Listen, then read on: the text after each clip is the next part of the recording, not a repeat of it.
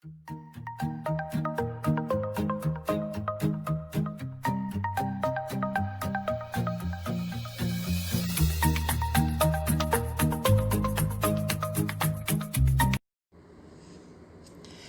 alaikum guys, this is your host Alisa Shiraz and you are watching Literary Birds. So guys, as you know that criticism is going on and nowadays I am uploading lecture regarding Catherine Bilsey's critical practice. So today's video is going to be really very interesting for all the students who are a bit confused and having some doubts about the concepts of different theories which are used in critical practice by Catherine Bilsey. So let's start. Gradually we will learn about all the theories. इंशाल्लाह उम्मीद करती हूँ कि सारी theories आपको आसानी से समझ आ जाएंगी. तो स्टार्ट करते हैं स्ट्रक्चरलिज्म से. ठीक है, स्ट्रक्चरलिज्म है क्या? सबसे पहले तो आपको ये समझना चाहिए कि स्ट्रक्चर क्या है. ठीक है, स्ट्रक्चर से फिर आपको पता लगेगा ना कि स्ट्रक्चरलिज्म क्या है. स्ट्रक्चर आपको पता है कि एक ढांचा होता है जिससे चीज़ यानी हर एक चीज़ का एक पर्टिकुलर स्ट्रक्चर होता है. ठीक है, अब मैं आपको इसकी मिसाल ऐसे देती हूँ कि एक आपको बिल्डिंग बनानी है. ठीक है, उस बिल्डिंग को आप ऐसे नहीं बना लोगे. उसकी वॉल्स होंगी, फिर बिल्डिंग्स बनेंगी, फिर उसके यानी सबसे पहले तो ईंट होगी, फिर वॉल्स होंगी, फिर वॉल से अपार्टमेंट्स बनेंगे, फिर उसके बाद जो है एक बिल्डिंग तैयार होगी. तो जो वॉल को बनाने के लिए जो ब्रिक्स आप यूज़ करोगे वो उसके क्या होंगे? यूनिट्स होंगे. ठीक है, तो वो यूनिट्स जो हैं वो मिल के एक वॉल क्रिएट करेंगे. फिर आगे प्रोसेस जो होगा उससे एक स्ट्रक्चर क्रिएट होगा और फाइनली स्ट्रक्चर जो है एक बिल्डिंग में तब्दील हो जाएगा. ठीक है, अब हम देखते हैं कि लिटरेचर में ये चीज़ आपको कैसे समझाई जाए. कि अब देखें पोइम है. ठीक है, पोइम का स्ट्रक्चर आप कहोगे कि ये क्या है, पोइम का स्ट्रक्चर कैसे होगा. तो आप याद रखिए कि पोइम को बनाने के लिए भी हम लोगों को डिफरेंट चीज़ों को अपने सामने रखना पड़ता है. जैसे राइम स्कीम है, जैसे ग्रामर है, जैसे पंक्चुएशन है, जैसे फ्रेज़ है. इस तरह की डिफरेंट चीज़ों को जब आप मिलाते हो तो फिर एक चीज़ को फॉर्म में लाते हो और फिर वो ये सारी चीज़ें जो हैं ये एक पोइम के यूनिट्स हैं. जब आप उनको वन बाय वन कैटेगरी में सिमेट्री वाइज यानी रख कर एक चीज़ को बनाओगे, एक चीज़ को क्रिएट करोगे तो वो फिर क्या हो जाएगी? वो उसका स्ट्रक्चर हो जाएगी और वो एक प्रॉपर तरीके से आपको समझ आने लगेगी.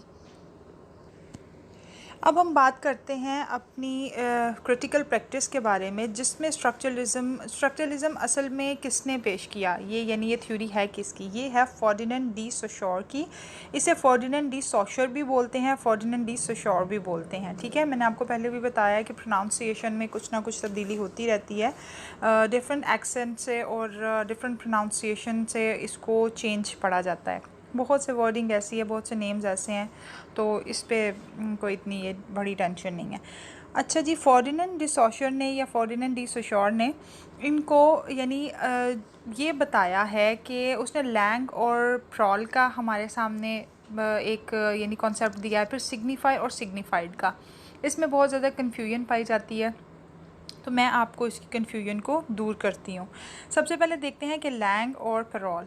लैंग क्या है? लैंग एक सिस्टम है लैंग्वेज का जिसमें टोटल हर चीज़ आती है, जिसमें सेंटेक्स आता है, सेमांटिक्स आता है, फिनोलॉजी और यानी जितने भी ग्रामर और ये जितनी भी सारी चीज़ें लैंग्वेज से रिलेटेड हैं उन सबको इसमें समोया गया है. ठीक है, इसे लैंग्वेज कहते हैं, the complete system of language. ठीक है, और फिर यानी इसकी भी मैं आपको बड़ी प्यारी सी एक मिसाल दूंगी जिससे आपको बड़ी आसानी से समझ आ जाएगा. और पैरोल क्या है? पैरोल है उस लैंग्वेज में से जब आप अपने हिसाब से कोई चीज़ निकालते हो और उससे अपने हिसाब से एडजस्ट करते हो तो वो पैरोल हो जाता है. Language is a complete system of language. Sorry, langue is the complete system of language. और पैरोल क्या है? The individual utterance which derives from it. आपने अपने हिसाब से जो चीज़ लैंग्वेज से निकाली वो आपका पैरोल है. अब देखते हैं इसकी मिसाल कि आप मैथमेटिक्स में कितनी चीज़ें सीखते हैं, ठीक है। डिवीजन सीखते हैं, मल्टीप्लिकेशन, एडिशन, सब्सट्रैक्शन और यानी बेतहाशा और भी बहुत सी चीज़ें आप लोग सीखते हैं, ठीक है। लेकिन आप जब उसका यूज़ करते हैं अपनी लाइफ में, अपनी पर्सनल लाइफ में, तो क्या आप वो सारी चीज़ें यूज़ करते हैं? इन चीज़ों के अलावा भी हम बहुत लॉगरिथम और पता नहीं क्या क्या, मेरा क्योंकि मैथ्स जो है वो फेवरेट सब्जेक्ट नहीं रहा, तो मुझे तो याद भी नहीं है वो चीज़ें। यानी ऐसी ऐसी चीज़ें जब मैं सोचती थी कि इन चीज़ों का हमारी रियल लाइफ से तो कोई ताल्लुक़ नहीं है, फिर क्यों हमें ये सब चीज़ें सिखाई जा रही हैं। ये मेरा कहना था, क्योंकि मेरा मैथ्स जो था वो फेवरेट सब्जेक्ट कभी भी नहीं रहा। तो इसीलिए लैंग्वेज में हम सारी चीज़ें सीखते हैं, लेकिन जब हम उसे अपनी पर्सनल लाइफ के अकॉर्डिंगली यूज़ करते हैं तो उसमें से पर्टिकुलर चीज़ें हम चूज़ करते हैं और वो चीज़ें यूज़ करते हैं जिनकी हमें ज़रूरत होती है। तो पैरोल वो चीज़ है। होप आपको ये चीज़ समझ आ गई होगी कि लैंग्वेज जो है वो एक प्रॉपर सिस्टम है और उसमें हर चीज़ है, जबकि पैरोल जो है वो आपके अपने हिसाब से आप चुनते हो। अब देखते हैं सिग्निफायर और सिग्निफाइड, ठीक है। सिग्निफायर और सिग्निफाइड को समझने के लिए मैंने ये एक यानी ये आपके सामने आपको नज़र आ रही होगी। अच्छा जी, ये जो एप्पल है ये एक साइन है, ठीक है, ये एक चीज़ है। अब सिग्निफायर क्या है? The physical existence, sound, word, image, ठीक है। अब कोई भी साउंड, कोई भी वर्ड, कोई भी इमेज, जब कोई इंसान आपके सामने कोई भी वर्ड बोले, जिस तरह आप कोई भी बच्चे आप यानी हमारे सामने कोई भी वर्ड बोला जाए तो हमारे जहन में उसकी एक शक्ल बन जाती है, ठीक है। आप इसको एक्सपेरिमेंट इसका करके देखिए, कोई भी वर्ड आपके सामने बोला जाए सडनली आपके जहन में उसकी एक शक्ल बन जाएगी, ठीक है। तो जो भी वर्ड है दुनिया में, जितने भी वर्ड हैं, साउंड्स हैं, इमेजेस हैं, वो क्या हैं? वो सिग्निफायर हैं। और जो भी विजुअलाइज आप करते हो उसको, जो भी एक पर्टिकुलर शेप आपके जहन में उस चीज़ से उस चीज़ को अडॉप्ट करके बन जाती है, वो आपका सिग्निफाइड है। अब समझ आ गई होगी आपको बहुत बेहतर तरीके से कि जो भी ऑब्जेक्ट्स हैं, जो भी वर्ड्स हैं, जितने भी यानी नाम हैं और इमेजेस हैं, वो क्या है? सिग्निफायर। और उन चीज़ों का अक्स जो हमारे जहन में बनता है वो क्या है? सिग्निफायर, द मेंटल कॉन्सेप्ट, ठीक है। अब ये तो क्लियर हो गया होगा। अब नेक्स्ट चलते हैं पोस्ट स्ट्रक्चरलिज्म एंड डीकंस्ट्रक्शन, ठीक है। पोस्ट स्ट्रक्चरलिज्म और डीकंस्ट्रक्शन क्या है? जो स्ट्रक्चरलिज्म के बाद जो एक यानी एक दोबारा से एक फॉर्म क्रिएट की गई, वो पोस्ट स्ट्रक्चरलिज्म था। अब पोस्ट स्ट्रक्चरलिज्म में ये था कि स्ट्रक्चरलिज्म में आप लोग आज़ाद थे, ठीक है, आप लोग बाउंड नहीं थे। उसमें आपको यानी स्ट्रक्चरलिज्म में आप लोग बाउंड थे, पोस्ट स्ट्रक्चरलिज्म में आप बाउंड नहीं थे। उसमें आपको राइटर के अकॉर्डिंगली समझना था। स्ट्रक्चरलिज्म में जो राइटर आपको बताना चाह रहा है आपको उसी को ही समझना है, जबकि पोस्ट स्ट्रक्चरलिज्म में there are so many meanings, you are not bound to identify the meanings according to the writer, okay. आपको किसी लिमिट में नहीं रहना, आपको किसी बाउंड्री में नहीं रहना, आप बिल्कुल फ्री हो, आपको अपने मीनिंग निकालने हैं, आपको यानी अपने हिसाब से सोचना है। हर इंसान की एक पर्सनल लाइफ होती है, वो उसके अकॉर्डिंगली सीखता है, उसके अकॉर्डिंगली हर चीज़ को परखता है और देखता है। हर इंसान अच्छा भी नहीं है, हर इंसान बुरा भी नहीं है, ब्लेंड है, ठीक है। तो हर इंसान जब किसी चीज़ को पढ़ेगा, किसी भी अब कोई भी राइटर की बुक है, ठीक है, उसने उस राइटर की बुक को पढ़ा है, हर इंसान उसको डिफरेंट तरह से परसीव करेगा, डिफरेंट तरह से उसके अंदर उस चीज़ को लेकर इमोशंस होंगे और पैशंस होंगे। ज़रूरी नहीं है कि एक इंसान को अच्छी लगी है तो दूसरे को डेफिनेटली अच्छी ही लगेगी, दूसरे को बुरी भी लग सकती है, और तीसरे वाले को अच्छी और बुरी यानी वो कहेगा दोनों बस ठीक थी, ठीक है। इसकी मिसाल मैं आपको ऐसे देती हूँ थोड़ा सा आसान बनाने के लिए। मेरे जो फ़ादर हैं वो प्रोफेसर हैं, तो उन्होंने ना एक बच्चे को सीएसएस की तैयारी कर पाए, माशाल्लाह वो सीएसपी हैं आज।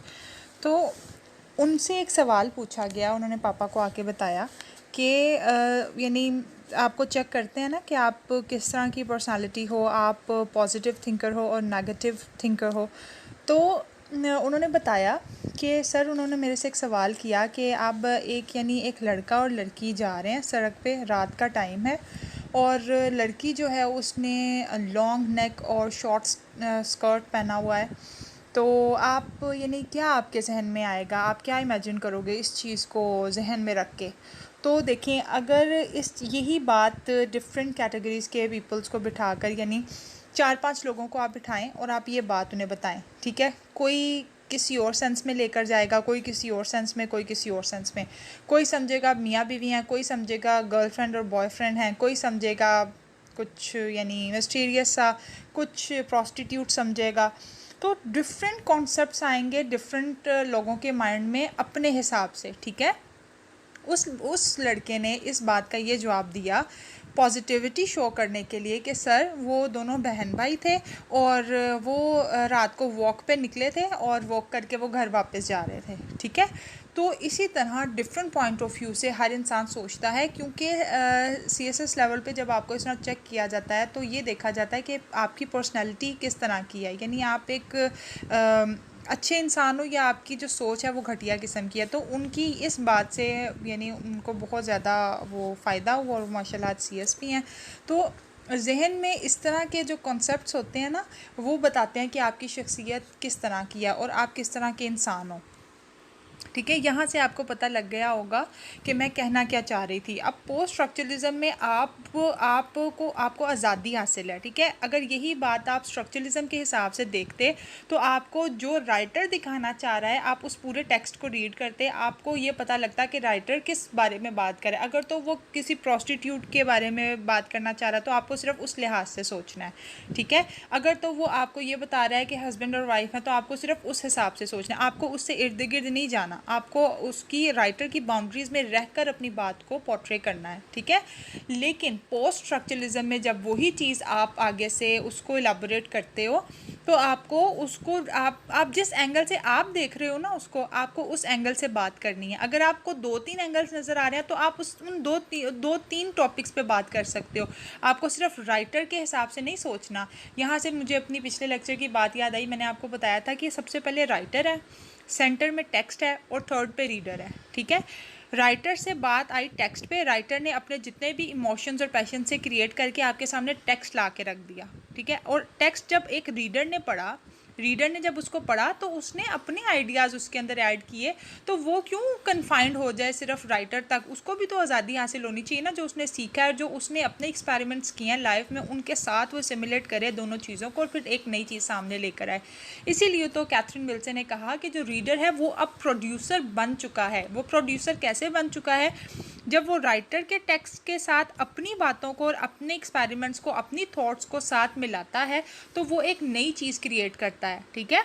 जब वो उनके बारे, जब दोनों चीज़ों को पढ़कर वो समराइज़ करेगा, जब अपना कंक्लूजन देगा तो वो कंक्लूजन क्या होगा? वो उसका अपना होगा ना, उसकी अपनी बातें ऐड होंगी उसमें, तो वो एक प्रोड्यूसर बन गया ना। यानी आसान लफ्ज़ों में एक रीडर भी तो दोबारा से राइटर बन गया ना।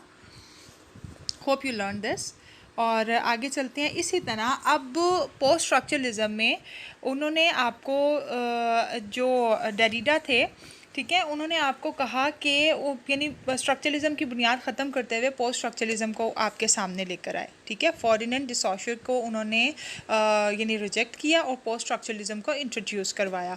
उसमें अब वो कहते हैं, जबकि फॉरेन डिसॉशियर या डिसोशोर ने कहा कि जो सिग्निफाइड हैं वो चेंज नहीं होते, वो एक यानी आपके जहन में एक पर्टिकुलर इमेज ही बनता है, जबकि ऐसा नहीं है। पोस्ट स्ट्रक्चरलिज्म में हम देखते हैं कि एक सिग्निफायर के डिफरेंट सिग्निफायर भी बनते हैं। However signifier can have multiple signifiers, take the colour red for example, ठीक है। आसान अल्फाज में अब आपको बताती हूँ कि सिग्निफायर डिफरेंट कैसे हो सकते हैं। मेरे लिहाज से तो सिग्निफायर भी डिफरेंट काफ़ी, क्योंकि डिफरेंट लैंग्वेजेस में डिफरेंट सिग्निफायर्स हैं ना। कितने अल्फाज हैं अब, यानी आप उर्दू में कहते हैं केला, इंग्लिश में कहते हैं बनाना, अरबिक में कहते हैं माउस।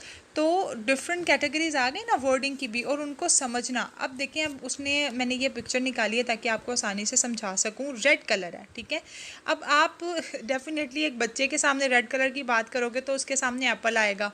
उसके जहन में आप यानी एक्सपेरिमेंट कर लें, कुछ बच्चों को इकट्ठा करें और उनको कहें कि रेड कलर से उनको क्या चीज़ जहन में आएगी, तो कुछ बच्चा एप्पल सोचेगा। जो बच्चियां हैं जो यानी टीनेजर्स हैं, उनके जहन में कोई रेड कलर का प्यारा सा सूट आएगा कि यानी मेरे पास ऐसा सूट हो इस कलर का। फिर अगर आप थोड़ा सा उससे ज़्यादा यानी थोड़ी सी यंग जनरेशन की तरफ चाहें तो उनके जहन में लव का साइन आएगा रेड कलर को लेकर। फिर रेड कलर जो है वो ब्लड का भी साइन है। फिर रेड कलर जो है वो फायर का भी सिंबल है। फिर आप देखें रेड कलर हमारे ये जो ट्रैफिक सिग्नल्स में आता है उसको भी कई लोगों के जहन में वो भी आएगा। फिर आप देखें तो रेड कलर जो है वो डेंजर का भी साइन है। तो इसी तरह यानी किसी भी चीज़ को समझने के लिए अब मीडिया ने इतना ज़्यादा जहनों को खोल दिया है किस्म का कि आपकी जो सोच है ना वो बहुत ज़्यादा वो महदूद नहीं रह गई किसी चीज़ से। आप एक चीज़ से मल्टीपल मीनिंग्स निकाल लेते हो, आपके जहन में एक बात से लेके 10 चीज़ें निकल आती हैं। यानी मैं अगर आपको कहूँ तो हर जो दिमाग है ना वो गूगल बन चुका हुआ है। तो उसमें एक आप एक चीज़ किसी को बताओगे ना तो 10 चीज़ें उसके जहन में आएंगी, क्योंकि हमारा जो इन्वायरमेंट है और हमारा जो आजकल जो सराउंडिंग्स में जो चल रहा है ना सब कुछ वो डिफरेंट हम लोगों को बहुत ज़्यादा इस तरह प्रोवोक कर रहा है कि हम लोग एक चीज़ से काफ़ी मीनिंग्स निकाल लेते हैं। तो इसी तरह जो सिग्निफाइड हैं इसी तरह जो सिग्निफायर्स हैं वो बदलते जा रहे हैं, डिफरेंट एस्पेक्ट से डिफरेंट पॉइंट ऑफ व्यू देगा हर कोई उसके हिसाब से। तो इस तरह आपको इस चीज़ को समझना है। इस तरह पोस्ट स्ट्रक्चरलिज्म में हर रीडर का अपना पॉइंट ऑफ व्यू है और वो अपने हिसाब से उस बात को बताएगा। अब देखें एप्पल की मिसाल लें, अगर आप कहते हैं ना, ये बड़ी प्यारी सी एक मिसाल आपको लगेगी। अब किसी ने एप्पल का वर्ड बोला है, ठीक है, जो कश्मीर में रहने वाले हैं वहाँ ग्रीन एप्पल होते हैं बहुत ज़्यादा, तो उनके ज़हन में एप्पल कैसा आएगा? उनके ज़हन में सडनली ग्रीन एप्पल अपीयर होगा, क्योंकि उनके इर्द गिर्द जो वो देखते हैं अपने सराउंडिंग्स में तो वो उनको ग्रीन एप्पल नज़र आता है। इसी तरह मैं यानी अगर डिफरेंट कैटेगरीज़ में कहीं किसी जगह पे येलो एप्पल हैं, किसी जगह पे रेड एप्पल हैं, तो हर इंसान अपने जोग्राफिकल एरिया के हिसाब से उस चीज़ को परसीव करता है जो उसके सामने रखी जाती है। अब नॉम चॉम्स्की जो हैं वो कहते हैं कि जो बच्चों को सिखाया जाता है वैसा ही बच्चे सीखते हैं। यानी अगर आप एक बच्चे को शुरू से अगर आप किसी बच्चे को बताओ कि यानी बनाना को आप उसे बताओ कि ये एप्पल है, तो वो डेफिनेटली एप्पल ही समझेगा जब तक वो अपनी सराउंडिंग्स में बाहर जाके उसको पता नहीं चलेगा और वो उस चीज़ को ऑब्जर्व नहीं करेगा कि नहीं मम्मा आप गलत कह रहे थे, इसको तो ये कहते हैं। तो यानी आप बच्चों को जैसा सिखाते हो ना बच्चे वैसा ही अडॉप्ट करते हैं। ज़रूरी नहीं है कि आप यानी जो यानी चीज़ है एज़ इट इज़ वैसे ही चले, नहीं, क्योंकि बच्चा जो है ना वो ब्लैंक पेपर है। जब वो इस दुनिया में आता है तो वो ब्लैंक पेपर होता है। इसकी सबसे बड़ी मिसाल देख लें आप, यानी बच्चों के सामने उर्दू बोलेंगे वो उर्दू सीखेंगे, आप बच्चों के सामने इंग्लिश बोलेंगे वो इंग्लिश सीखेंगे, आप बच्चों के सामने अरबिक बोलेंगे तो वो अरबिक सीखेंगे, पंजाबी बोलेंगे पंजाबी सीखेंगे। तो वो एक कहते हैं ना कि बच्चे जो होते हैं वो कोरा कागज़ होते हैं, उनके ऊपर आप जो लिखोगे वो उस चीज़ को अडॉप्ट करते चले जाएंगे। Back to the point. अच्छा जी, अब हम डिस्कस करेंगे बाइनरी ऑपोजिशन। क्रिटिकल प्रैक्टिस में बाइनरी ऑपोजिशन का भी बच्चों को कन्फ्यूजन रहता है कि ये है क्या। अब ये चीज़ ऐसी है कि आप जब किसी एक वर्ड को सुनते हो, ठीक है, कोई दूसरा ऐसा वर्ड जो आपको उसको क्लियर करने में मदद दे, यानी दो चीज़ों का कंपैरिजन, एक दिन है तो एक रात है, आपको पता है कि दिन दिन है, अगर आपको थोड़ी सी कन्फ्यूजन है तो आपको बताया जाएगा कि रात है, यानी सफ़ेद है और काला है। सफ़ेद की आपको तब तक अहमियत का अंदाज़ा नहीं होगा जबकि आपके सामने काला नहीं रखा जाएगा। आप जब काले को देखोगे तो आप कहोगे अच्छा हाँ ये सफ़ेद है, ठीक है। तो बाइनरी ऑपोजिशन क्या है? कन्फ्लिक्ट है, दोनों यानी कंपेयर एंड कंट्रास्ट समझ लें। अब इसकी मैंने मिसाल आपको आसानी से देने के लिए ये निकाली है, एग्जाम्पल ऑफ बाइनरी ऑपोजिट्स, ठीक है। Rich and poor, good and bad, black and white, male and female, clever and dumb, vampire and werewolf, strong and weak, human and supernatural being, young and old, fast and slow, ठीक है।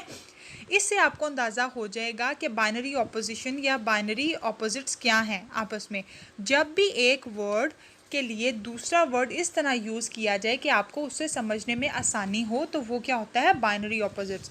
तो अब एक और आपको clear करती चलूँ कि आप एक पोइम पढ़ रहे हो, ठीक है, उसमें डेथ के कंटिन्यूसली उस पर डेथ पे बात हो रही है, तो आप सिर्फ डेथ का जब आप अपना कंक्लूजन दोगे या आप अपने हिसाब से उसका इंटरप्रेट करोगे तो क्या आप डेथ पे ही बात करी जाओगे? नहीं, ऑब्वियसली आप उसके साथ लाइफ को भी सिमुलेट करोगे, फिर ही आप अपने टॉपिक को वाइड बना पाओगे ना, तभी आप उसके ऊपर ज़्यादा आप एक्सप्लोर कर पाओगे चीज़ों को और उसके बारे में काफ़ी ज़्यादा एक्सप्लेन कर पाओगे। तो ये जो बाइनरी ऑपोजिट्स हैं ये आपको हेल्प आउट करते हैं चीज़ों को मज़ीद समझने में और बेहतर तरीके से उसको इवैल्यूएट करने में। अच्छा जी, अब अल्थ्यूज़र्स आइडियोलॉजी भी जो कैथरीन बिल्से की अपनी तो कोई थ्योरी है नहीं, उन्होंने डिफरेंट थ्योरीज़ को कलेक्ट किया और उसको कंपाइल करके अपनी बुक में वन बाय वन कैटेगराइज्ड हम लोगों के सामने परफॉर्म किया, पोर्ट्रे किया। तो अल्थ्यूज़र्स की आइडियोलॉजी क्या है? ये सबसे पहले तो आइडियोलॉजी आइडियोलॉजी दो वर्ड से मिलकर बना है, आइडिया और लॉजी। अब देखें, जो भी हम लोग अक्सर सोशियोलॉजी और इस तरह के यानी जो वर्ड्स पढ़ते हैं जिनके एंड पे लॉजी लॉजी आता है, तो उसका मतलब होता है कि वो उनकी थॉट से रिलेटेड आपको इन्फॉर्मेशन दे रही हैं। जैसे आइडियो जो है वो आइडिया बन जाएगा, और फिर आइडिया का मतलब क्या होता है? थिंक, थॉट, और लॉजी का मतलब होता है स्टडी ऑफ। अब स्टडी ऑफ थॉट्स यानी जो भी टॉपिक का पर्टिकुलर लोग है उसके बारे में उस चीज़ की स्टडी जो होती है वो होती है आइडियोलॉजी। ठीक है। अब व्हाट इज़ आइडियोलॉजी? आइडियोलॉजी है क्या? A set of beliefs, thoughts, ideas और concepts regarding politics, religion, economy etcetera. अब यानी डिफरेंट चीज़ों से डिफरेंट चीज़ों की थॉट्स जब आप लेते हो और उनको स्टडी करते हो तो उसके बारे में आप आइडियोलॉजी क्रिएट करते हो।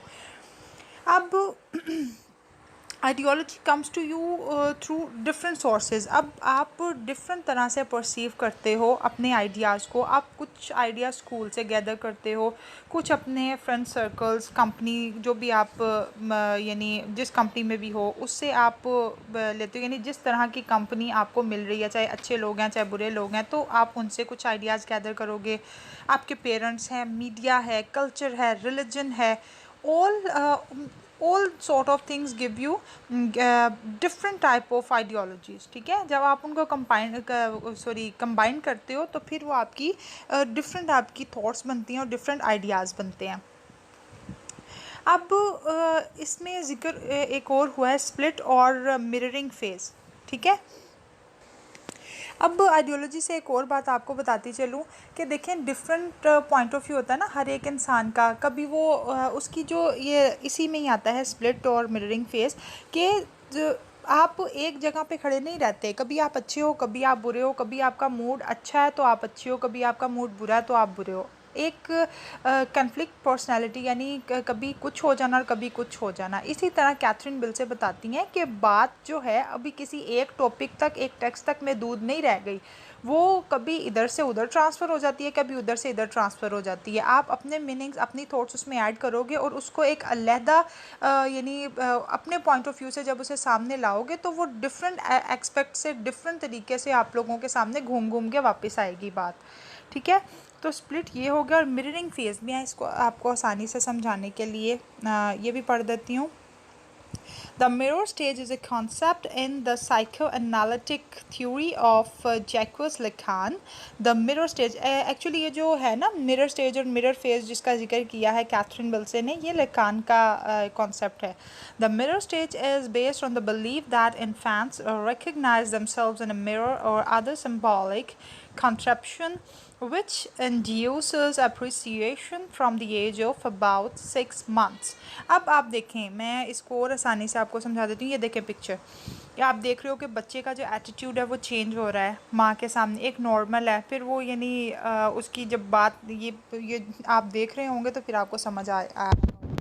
और थर्ड फेज़ में आप देखते हैं कि जैसे माँ क्लैप करना उसको सिखा रही है, इसी तरह वो क्लैप कर रहा है, तो उसका जो रिएक्शन है वो चेंज हुआ है ना पर्टिकुलर टाइम्स पे, यानी डिफरेंट टाइम्स पे डिफरेंट रिएक्शंस एक बच्चे के भी चेंज होते हैं। इसी तरह एक जो बड़ा इंसान है, जब वो डिफरेंट टेक्स्ट को डिफरेंट तरीके से, डिफरेंट पर्सपेक्टिव से उसको लेगा तो उसको डिफरेंट तरीके से वो यानी फील करेगा और उस हिसाब से उसके बारे में वो अपने आइडियाज़ जो है वो सामने लाएगा।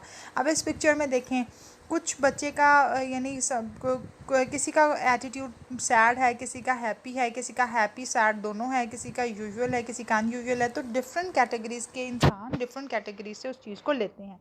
अब मिररिंग फेस का असल में मकसद क्या है? ठीक है, मिररिंग फेज का मकसद ये है कि एक बच्चा जो 6 माह की उम्र में, यानी 6 माह की उम्र तक अपने आप को जब वो शीशे में सबसे पहले देखता है तो वो क्या परसीव करता है? वो अपने जहन में अपनी यानी अपने आप को आइडियलाइज़ करना सीखता है कि ये मैं हूँ, यानी वो डिफरेंट एंगल से अपने आप को देखता है। फिर अगर मैं अपनी मिसाल आपको देती हूँ, मेरी एक छोटी सी बेटी है, मैंने यानी 2-3 दिन पहले ये एक्सपेरिमेंट मेरे साथ हुआ कि मेरी छोटी बेटी का नाम है आयशा। मैंने आयशा को अपने गोद में लिया हुआ था और मैं शीशा दिखा रही थी उसको।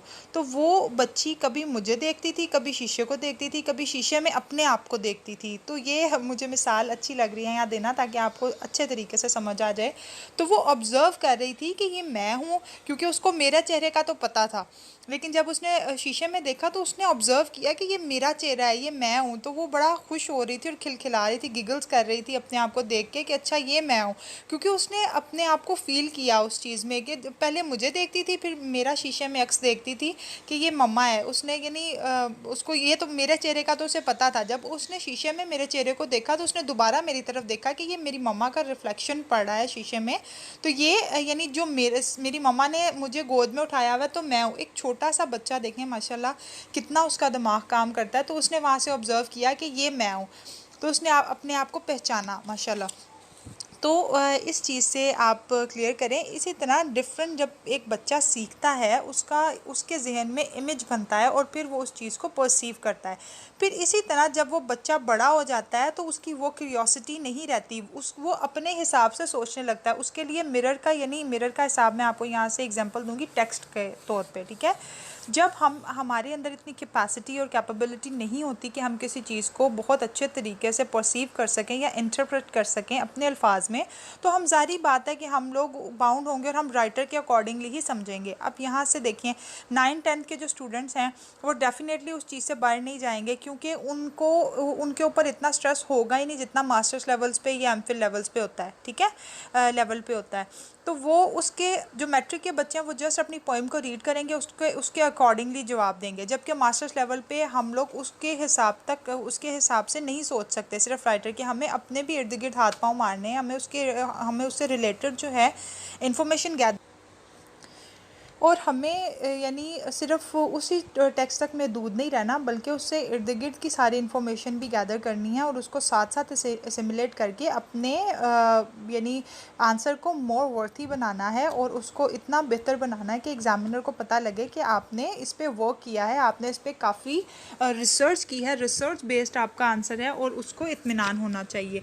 इसी तरह इसकी मिसाल है कि जब आपका लेवल यानी एक उम्र तक आप सिर्फ उसके अकॉर्डिंगली ही चलोगे, राइटर के अकॉर्डिंगली, लेकिन जब आपके अंदर वो चीज़ आ जाएगी कि आप उसको अपने अल्फाज में इंटरप्रेट कर सको, बेतहाशा मीनिंग्स ऐसे होंगे जो आपको सीखने में मिलेंगे, तो आप उस एक बात को, एक टेक्स्ट को डिफरेंट पॉइंट ऑफ व्यू से, डिफरेंट एस्पेक्ट से देख सकोगे, ठीक है।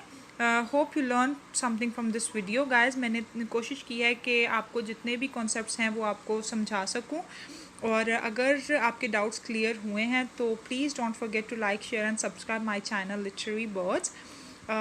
इंशाल्लाह नेक्स्ट वीडियो में कुछ इसी तरह एक असाइनमेंट डिस्कस करेंगे। मैं चाह रही हूँ कि Catherine Belsey as a critic पढ़ें, क्योंकि वो बहुत इंपॉर्टेंट क्वेश्चन है। तो till then guys, take care, अल्लाह हाफिज़।